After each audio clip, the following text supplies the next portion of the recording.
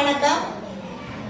நீங்க என்னை நம்பி எங்களை நம்பி 7 வருஷமா உங்க பிள்ளைகளை எங்கிட்ட ஒப்படைச்சிட்டீங்க. ஏன்னா சின்ன பிள்ளையா இருக்கையிலேயே ஒரு களிமண் மாதிரி எங்கிட்ட ஒப்படைச்சதை நாங்க இப்போ நல்லா செதுக்கி ஒரு உருவமா உங்களுக்கு ஒப்படைச்சிருக்கோம். சரியா?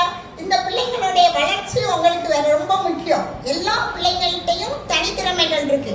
ஃபர்ஸ்ட் ஸ்டாண்டர்ட்ல படிக்கிற மாதிரியே ஃபிஃப்த் ஸ்டாண்டர்ட்ல ஒரு பையன் வரமாட்டான். ஏன்னா ஃபர்ஸ்ட் ஸ்டாண்டர்ட்ல ஃபர்ஸ்ட் ரேங்க் எடுத்துருப்பான். ஃபிஃப்த் ஸ்டாண்டர்ட் வரையில அவன் லாஸ்ட் ரேங்க் எடுக்கவும் வாய்ப்பு இருக்கு.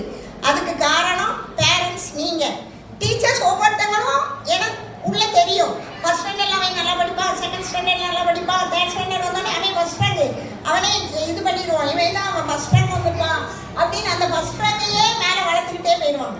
சரியா?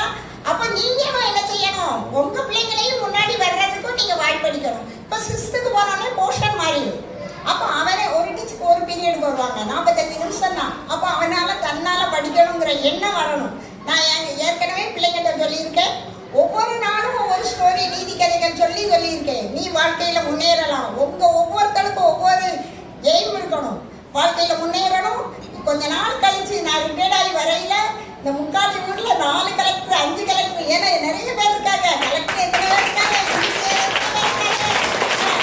போலீஸ் எத்தனை பேர் இருக்காங்க.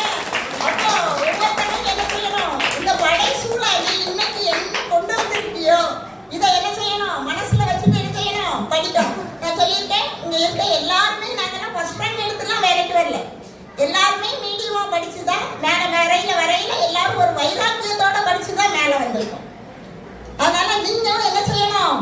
நல்லா படிக்கணும். இப்போ உன்னோட மனசுல என்ன எய்ம் இருக்கோ இதே மாதிரி அவன் படிக்கல நான் படிக்கலன்னா சொல்லக்கூடாது. முதல்ல பேரண்ட்ஸ் நீங்க உங்க பிள்ளைங்களை டீச்சர்ஸ்ட ஒப்படைக்கணும். எல்லார் வீட்லயும் ஒரு பிள்ளை 2 பிள்ளை தான் வச்சிருக்கோம். நம்ம பிள்ளைய நல்லா வளர்க்கணும்ல. என் பிள்ளைய அடிக்காதீங்க, என் பிள்ளைய ஏசாதீங்க அப்படிலாம் சொல்லக்கூடாது. நீங்க எந்த கிளாஸ்ல கொண்டு போய் விட்டாலும் நல்லா படிக்க வைங்க. உங்க பிள்ளை உங்கள்கிட்ட வந்து சொல்லையில நீங்க கேட்கணும். ஏன் உன் பிள்ளை நீ என்ன தப்பு செஞ்சங்கிற கேள்வியை நீங்க பிள்ளைங்கிட்ட கேட்டீங்கன்னா, என்னைய டீச்சர் அடிச்சாங்கன்னோ இல்ல பக்கத்துல இருக்கவன் ஏசினானோ சொல்ல மாட்டான்.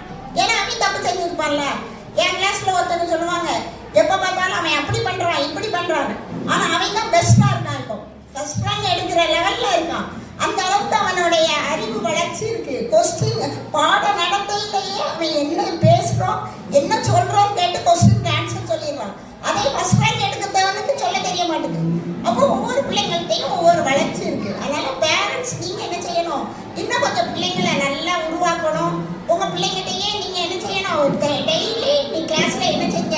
முதல்ல டைரியில கையெழுத்து போட பழகிக்கோங்க. 40 பிள்ளைங்க இருக்காங்கன்னா ஒரு 10 பேரண்ட்ஸ் தான் கையெழுத்து போடுறீங்க.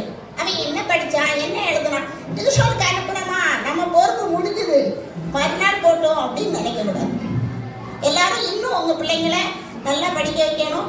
அதுக்கும் மேல எனக்கு முழு ஒத்துழைப்பு கொடுத்து நான் பல தடவை ஏசிருப்பேன், பல நேரம் என்னது கோவப்பட்டிருப்பேன். அதை எல்லாத்தையும் மன்னிச்சுக்கோங்க. சரியா?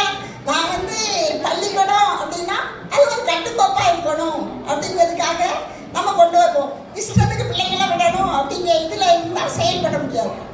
டீச்சர் தனியா பார்க்கல நல்லா பேசுறாங்க, கூட்டத்துல ஏசுறாங்கன்னு கூட நினைச்சிருப்பீங்க. ஆனா அதெல்லாம் என்ன செய்யணும்?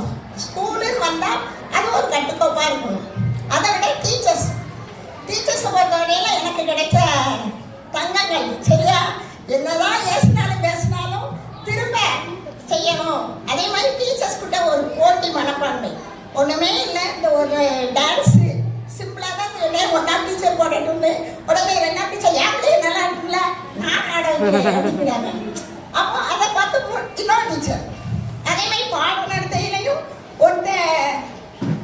ஒருத்தன் நடத்தையிலேயே என்ன செய்யணும்? இன்னொருத்தங்களும் அவன் நல்லா நடக்கணும். அந்த பிள்ளைய விட நம்ம பிள்ளை நல்லா படிக்கணும். அதே மாதிரி ஒரு போட்டி வச்சாலும் அந்த பிள்ளைய விட நம்ம பிள்ளை நல்லா படிக்கணும். இந்த ஒரு போட்டி மனப்பான்மை, சகோதர மனப்பான்மை, போட்டி மனப்பான்மை, இது எல்லாம் சேர்ந்து உங்க பிள்ளைகளை நாங்க இப்படி வளர்த்துட்டு இருக்கோம். இன்னும் மென்மேலும் எல்லா பிள்ளையும் நல்லா படிச்சு இன்னும் நல்ல ஒரு பதவிக்கு வர வேண்டும் என இறைவனை வேண்டி